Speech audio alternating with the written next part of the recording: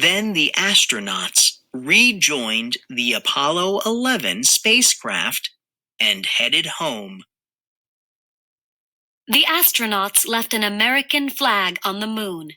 It is a reminder of the great accomplishment.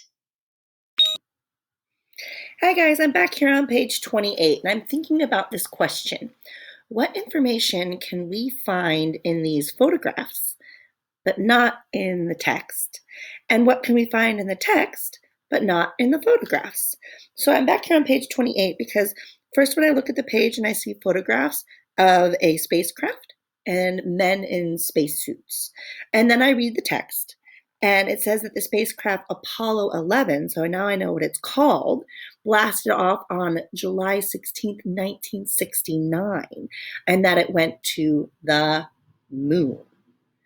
The text also says that 3 astronauts were inside the spacecraft, and it shows me that they wore spacesuits. So the photo of the spacecraft shows me that the Apollo 11 was from the United States, and you can see USA here and the flag there. And then finally, when you read the caption, it says that it left from the Kennedy Space Center in Florida. So you put all those pieces together and you get all that information. So let's think about, here on page 29, let's think about these pictures and think about the text, about the eagle. Now you know what that is called. So you put that information together.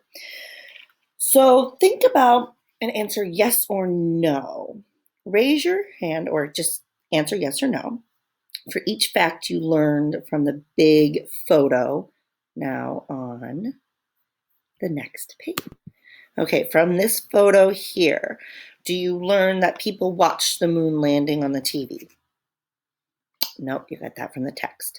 What about that Neil Armstrong had to climb a ladder? What about there is light on the moon? Yeah, you can see that it's light. What about the moon has less gravity than Earth?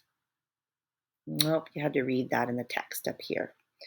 And Neil Armstrong had to wear a spacesuit. Can you get that from the photograph? Yeah, you can see it in the photograph. So something else that I noticed in this was that the author really wanted you to see and smell and hear and taste and feel things. The author used sensory language to help you understand what it was like on the moon. So let's go back to page 29. Okay, here Armstrong and Aldrin have landed on the moon, and the 2 men saw that the Eagle was heading for a huge pile of rough boulders or rocks. They were able to steer it to a smooth area.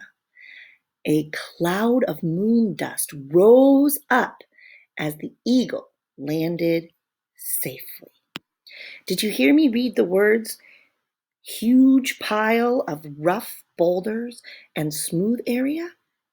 Rough and smooth describe how things feel to touch, and I can see a pile of rocks and a smooth area in my imagination. And then I read the words moon dust rose up, and I can see the puff of dust. And this helps me understand what the moon looks and feels like. So sensory language is really important. It's your turn to practice. On these pages, see if you can find sensory language, some words that help you understand what the soil is like on the moon and how excited people were for the moon landing. How did the astronauts get around on the moon? What did you learn about the moonwalk from the sensory language? Thanks for reading with me today. In the next video, we'll go over instructions for your packet.